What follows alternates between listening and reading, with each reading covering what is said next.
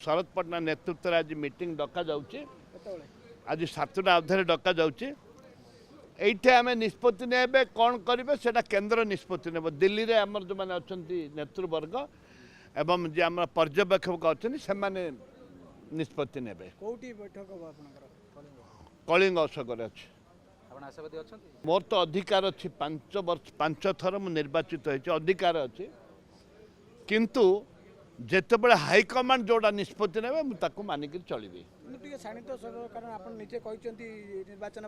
शुणु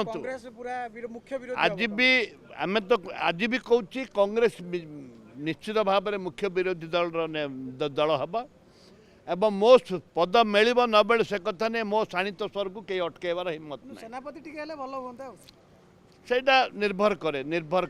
केंद्र केंद्र नेतृवर्ग निर्भर करे।